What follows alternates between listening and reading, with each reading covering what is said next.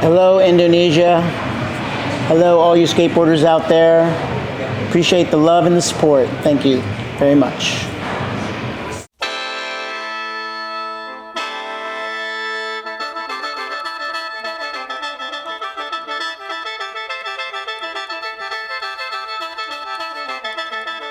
I'm not sure if I have.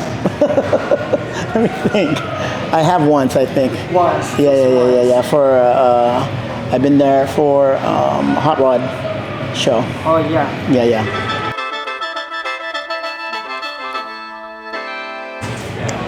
Just watching other skateboarders in the early 90s cut down my high top shoe that was produced in 1989, and following that trend and seeing a lot of skateboarders cutting it in half. And so I thought, oh, that looks pretty cool. I'm going to start doing it too. And a lot of people were duct taping it, and a lot of people were putting stickers, some were sewing it. And then, like I would say, after the second pair, I called Vans and I said, hey, I see this huge trend in the sport with that shoe. I think it'd be really smart to make the shoe like that instead of me having to cut down the shoe all the time.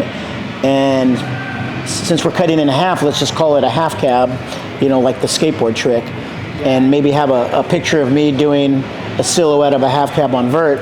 And they loved the idea, and we went with it, and here we are 30 years later celebrating the half cab shoe. Well, I'll tell you, the Caballero was invented on vert, not street. Street skating came way later. When I invented this Caballero, that was in 1980. Street skating wasn't popular until the late 80s, early 90s. So that trick was invented a full 360 ollie. And so there was no such thing as a half cab. We didn't do it halfway. It was built first, full 360. And so I just called it a fakie 360 ollie air, which you turn backside. I learned it backside. And over the years, Steve Caballero had coined it the Caballero. So that's why it stuck as a fakie 360 ollie air was called the Caballero.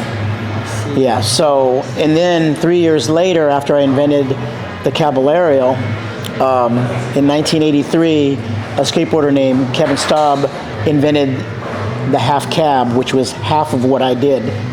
Half of a 360 is a 180. And so they coined it the half cab. So that's where you get half cab and you have Caballero. In street skating, it seems like it's more easier for someone to learn a half cab first on the street, on the flat, before they complete a full 360. That seems like that's the progression of the sport.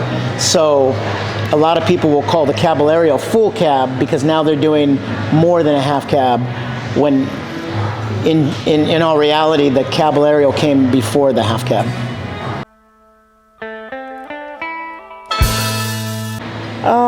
I think skateboarders become legends for the longevity they have in the sport and what they can bring to the sport that makes them a legendary skateboarder. It's something that they offer to skaters to remember themselves by. So someone who does something special or has been in the sport for a long time, that have done a lot of achievements, can become a legendary skateboarder in the sport. It all comes down to what you put into the sport and what comes out of it as well. So yeah, everyone has a different legendary status in the sport,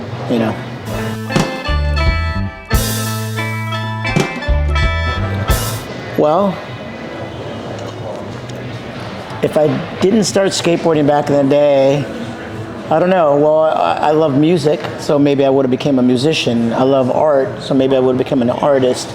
Really, I would have been whatever I put my heart into. That's what I would have been. Indonesia, keep skating. Maybe one day you'll become a legend in the sport. Wow.